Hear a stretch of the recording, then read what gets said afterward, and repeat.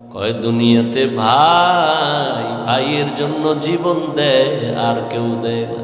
বড় ভাই বড় শিক্ষিত হওয়ার স্বপ্ন বাদ দিয়া মা বাবার খেদমতে চলে গেল কাজ করে, আর কয় আমার ছোট ভাইরে মানুষ বানাই, আমি কাজ করে করে ছোট ভাইয়ের খরচ দিব। ছোট ভাইরে কষ্ট করে করে মানুষ বানাইছি, কিন্তু বহু ছোট ভাই বড় ভাই মানুষ হইতে পারে না, শিক্ষিত না হয় ছোট ভাইরে বানাইছে। ছোট ভাই এখন চাকরি করে, বড় ভাইয়ের খবর নেয় না। নাই ঈদের সময় এখন বিয়ে কইরা কত আনন্দ, চাকরি করে টাকার অভাব নাই। একই জায়গার এক পার্শ্বে বড় ভাইয়ের ছোট একটা ভাঙা ঘর, বড় ভাইয়ের ভাঙা ঘর আর ছোট ভাইয়ের ঘরটা ছাদ দেওয়া বিল্ডিং। ঈদের বাজার লইয়া যখন গোপনে ঘরে আইয়া স্ত্রীরে কয় জামা কাপড় গুলো সন্তানের দাও, তুমি নাও।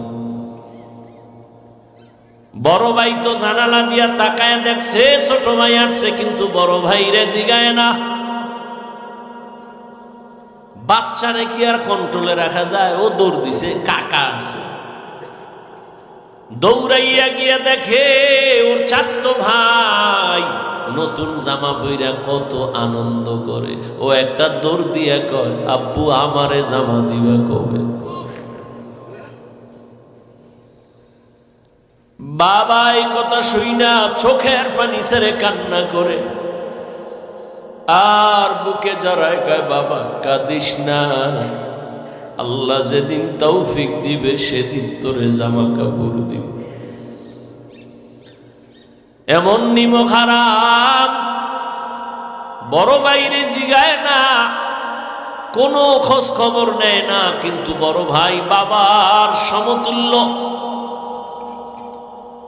এত দূরে দূরে রাখে বড় ভাইরে ছোট ভাই। হঠাৎ করে রাতে 3টায় টেলিফোন আসছে, কে তুমি?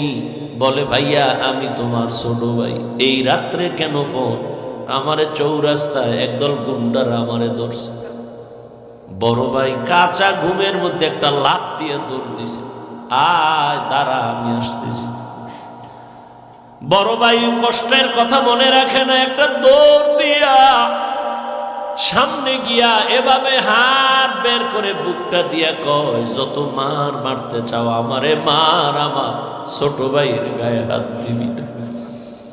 কারণ ওর প্রস্রাব আমি গায়ে লাগাইছি, ওর প্রস্রাব আমি গায়ে লাগাই ওরে বড় বানাইছি, না খাইয়া ওরে খাওয়াইছি। আমারে মার, ওরে মারবি না। তাহলে ভাই ভাইয়ের জন্য কতটা আপন আল্লাহ বুঝায় দেয়। কিয়ামতের দিন এত কলিজার আপন ভাইটাও কোনো পরিচয় দিবে না, পালাতে থাকবে। তাহলে মা বাবা তো আরো দূরে। ও আল্লাহর বান্দারা, ইউসুফ আলাইহিস সালাম ভাইদের ষড়যন্ত্রে পড়িয়া বাবার থেকে আলাদা হয়ে গেল। সবাই বাবারে খেলার নাম বইলা ইউসুফ নবীরে নিয়ে গেল। বাবায় ছাড়তে চায় না, কিন্তু কলে কৌশলে আটকাইয়া যখন নিয়ে যায়, ইয়াকুব নবী চোখের পানি ছেড়ে কান্না করে। বাবার চোখের আড়াল থেকে যখন দূরে সরে গেল, 10টা ভাই ইউসুফের বাবার চোখের সামনে কোলে নিছে। যখনই বাবার চোখ আড়াল হয়ে গেছে, তখন মাটিতে ফালায় কয়বার হাইটা যা কোলে নেওয়া হবে না। নিতে নিতে জঙ্গলের ভেতরে এক ভাই মারে, আর এক ভাইরে কয়বার তুই মার। ওই ভাইদের মধ্যে যিনি বড় তার নাম ইহুদা। বড় ভাই কয়, ওরে মারিস না, ও ছোট মানুষ, ওরে মারিস না। ইউসুফ বড় ভাইয়ের দিকে তাকায় আর কাঁদে। ওরা মারে আর কয়, তোরে এখন মারতেছি, তোর কোন বাবায় ফিরাবে? যখন বড় ভাই বাধা হয়ে দাঁড়ায় গেল, অন্য ভাইরা কয় তোমারও মারমু। ভাই চুপ হয়ে গেছে। কূপের কিনারায় নিয়ে জামা খুলিয়া যখন ইউসুফের রশি দিয়া বাঁধে ভিতরে ফালাবে কূপের মধ্যে,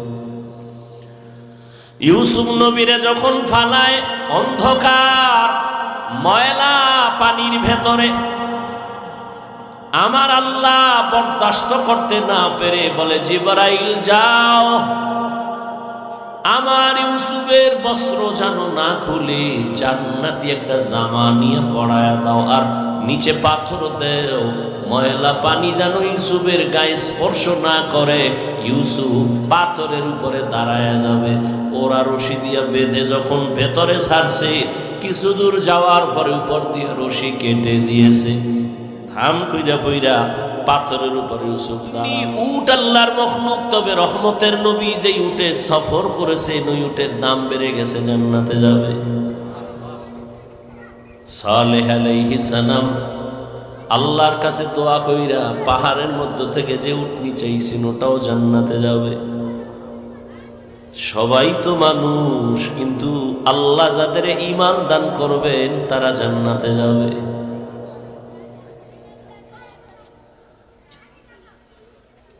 একে অন্যের তুলনায় মর্যাদাবান, সমস্ত মানুষের তুলনায় ঈমানওয়ালারা দামি, ঈমানওয়ালাদের মধ্যে আমলওয়ালারা দামি, আমলওয়ালাদের ভেতরে তাকওয়াওয়ালারা দামি।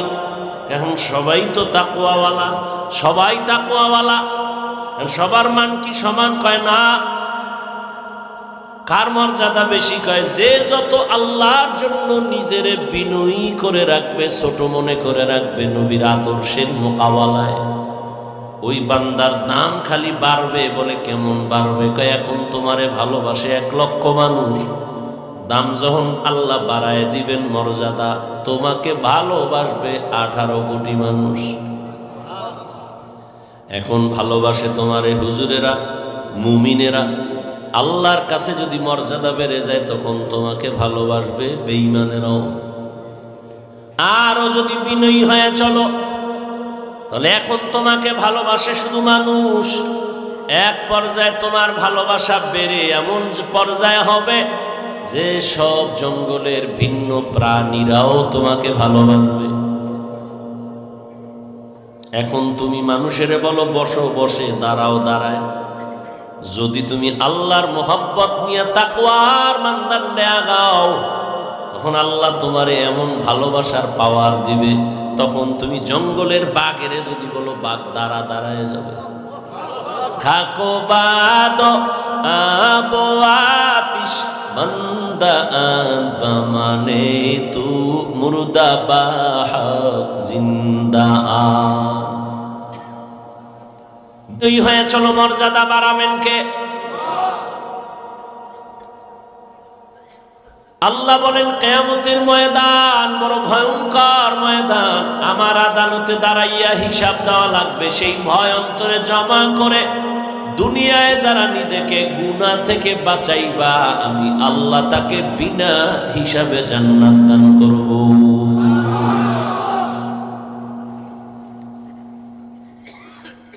আল্লাহর আদালতে দাঁড়াইয়া হিসাব দেওয়ার ভয় কেন? দুনিয়ার সব আদালতেই তো ভয়।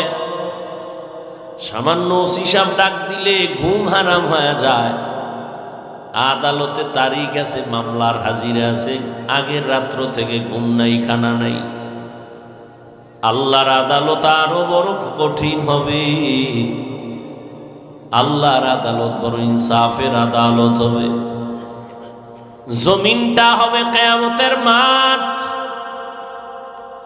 আরাফার ময়দান বাইতুল্লাহ থেকে একটু পার্শ্বে আরাফাতের ময়দান হবে।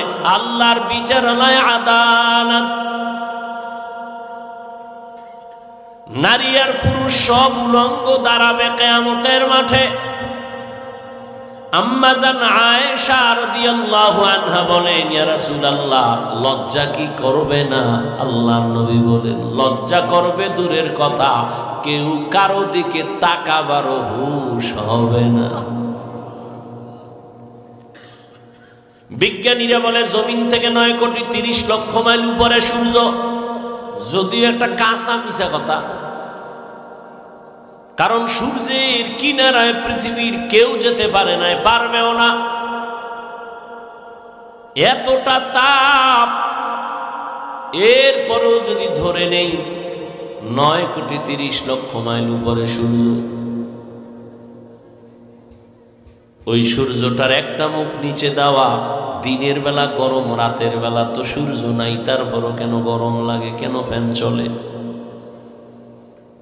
রহমতের নবী বলেন এই সূর্যটা কিয়ামতের দিন মাথার উপরে নেমে আসবে। আল্লাহ বলবে সূর্য তোর যত তাপ আছে জমিনে ছেড়ে দে। রহমতের নবী বলেন সূর্যের গরমে মাটির জমিনটা পুড়িয়া তামা হয়ে যাবে, লোহা হবে না কেন, স্বর্ণ হবে না কেন, সূর্যের গরমে পুড়িয়া রূপা হবে না কেন?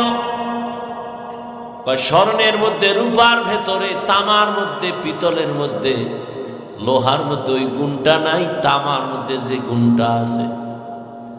লোহার একটা বড় অংশের এক মাথা গরম হলে ভিন্ন মাথা গরম হবে না, স্বর্ণের এক অংশ গরম হলে ভিন্ন অংশ গরম হবে না। কিন্তু তামা এমন একটা ধাতু যার যে কোনো একটা অংশ গরম হলে পুরাটাই গরম হয়ে যাবে। অন্যদিকে নবী বলেন জাহান্নামের আওয়াজ,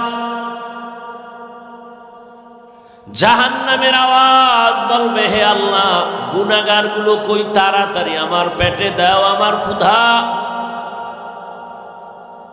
এদিকে আমার আল্লাহ রাগান্বিত হয়ে আওয়াজ দিবেন, হুঙ্কার দিবেন, লিমানিল মুলকুল ইয়াউম লিল্লাহিল ওয়াহিদিল কাহ্হার। আল্লাহ পাকের রাগান্বিত কুদরতি গর্জনে পুরা হাসরের ময়দানটা থরথর করে কেঁপে উঠবে। কতটা ভয়ঙ্কর যে নবীদের কোনো গুনাহ নাই, আছে? সমস্ত নবীরা, আম্বিয়ায়ে কেরাম, নবী রাসূলরা মাসুম, আর সমস্ত সাহাবায়ে কেরাম হলেন মাহফুজ। কোন নবীদের গুনাহ নাই। সেই নবীরাও কান্না শুরু করবেন। আদম নবী কাঁদবেন, মুসা নবী কান্না করবেন, ঈসা নবী কান্না করবেন। উপায় কি হবে আমার? এবার বুঝেন কতটা ভয়ঙ্কর হবে কিয়ামতের ময়দান। ইয়াউমা ইয়াফিরুল মারউ মিন আখিহি ওয়া উম্মিহি ওয়া আবিহি ওয়া সাহিবাতিহি ওয়া বানিহি। কেউ কারো আপন বলে পরিচয় দিবে না।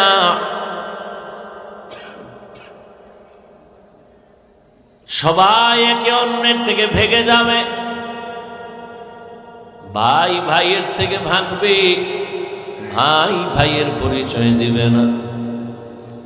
ইয়াউমা ইয়াফিরুল মারউ মিন আখিহি, ভাই ভাইয়ের থেকে ভেগে যাবে। এরপরে কয় মা ভেগে যাবে। এরপরে আল্লাহ বলেন বাবাও ভেগে যাবে। ভাইয়ের কথা আগে আনছেন কেন? মা বাবার কথা পরে আনলেন কেন? কয় দুনিয়াতে ভাই ভাইয়ের জন্য জীবন দেয়, আর কেউ দেয় না। বড় ভাই বাবা বুড়া, মা বুড়া, লেখাপড়া বাদ দিয়া কয় কাজে নেমে গেলাম। যদি আমি লেখাপড়া করি মা বাবার কষ্ট হবে, খরচ দিবে কেমনে? বড় ভাই বড় শিক্ষিত হওয়ার স্বপ্ন বাদ দিয়া মা বাবার খেদমতে চলে গেল কাজ করে, আর কয় আমার ছোট ভাইরে মানুষ বানাই, আমি কাজ করে করে ছোট ভাইয়ের খরচ দিব। ছোট ভাইরে কষ্ট করে করে মানুষ বানাইছি, কিন্তু বহু ছোট ভাই বড় ভাই মানুষ হইতে পারে না, শিক্ষিত না হয় ছোট ভাইরে বানাইছে। ছোট ভাই এখন চাকরি করে, বড় ভাইয়ের খবর নেয় না। নাই। ঈদের সময় এখন বিয়ে কইরা কত আনন্দ, চাকরি করে